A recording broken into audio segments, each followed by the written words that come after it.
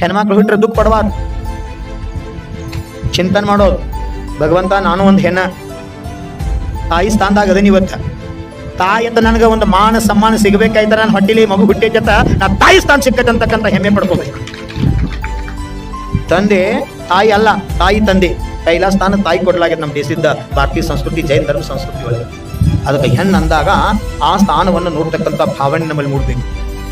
ಮಗಳಾಗಿ, ತಂಗಿಯಾಗಿ, ಅಕ್ಕಳಾಗಿ, ಸೊಸೆಯಾಗಿ, ಅತ್ತೆಯಾಗಿ ಎಷ್ಟು ಪಾತ್ರವನ್ನ ಆ ಹೆಣ್ಣು ಮಗಳು, ಹೆಣ್ಣು ಜೀವ ಸಂವಾಸದ ಅಂತಕ್ಕಂಥ ಚಿಂತನೆ ಮಾಡ್ತಕ್ಕಂಥದ್ದು. ಮನೆಯಾಗ ಇದ್ಕೊಂಡ ಎಷ್ಟು ಪಾತ್ರಗಳನ್ನ ಮಾಡ್ತಾಳೆ, ಜೊತೆಗೆ ಧರ್ಮ ಮಾಡ್ತಕ್ಕಂಥದ್ದು, ಸಾಧು ಸಂತರ ಸೇವಾ ಮಾಡ್ತಕ್ಕಂಥದ್ದು, ಆಹಾರಾದಿ ದಾನಗಳನ್ನ ಮಾಡ್ತಕ್ಕಂಥದ್ದು, ಮಕ್ಕಳಿಗೆ ಸಂಸ್ಕಾರ ಕೊಡ್ತಕ್ಕಂಥದ್ದು, ಮಣಿಯನ್ನ ಸ್ವರ್ಗ ಮಾಡ್ತಕ್ಕಂಥದ್ದು, ಇಡೀ ಮಣಿಯನ್ನ ಗೃಹಿಣಿಯಾಗಿ ಭೂಮಿ ತಲೆ ಮೇಲೆ ಸ್ವರ್ಗ ಮಾಡ್ತಕ್ಕಂಥ ಸಾಮರ್ಥ್ಯ ಯಾರ್ಯಾರು ಇದ್ರ ಸಂಸ್ಕಾರ ಇರ್ತಕ್ಕಂಥ ಗೃಹಿಣಿಗೆ ಹೆಣ್ಮಗಳಿಗೆ ಮಾತ್ರ ಅದಂತಕ್ಕಂಥದ್ದು ನಮ್ಮ ಸಂಸ್ಕೃತಿ ಹೇಳ. ಯತ್ರ ನಾರ್ಯಂತ ಪೂಜ್ಯಂತೆ ರಮಂತೆ ತತ್ರ ದೇವತಾ ಚಾಡ್ ಮಾಡೋ ಉತ್ತಮ ಅಂತ ಹೆಣ್ಮಕ್ಳ ಮ್ಯಾಲೂ ಎಷ್ಟು ಅನ್ಯಾಯ ಆಗೈತೆ ನಮ್ಮ ದೇಶದಾಗ.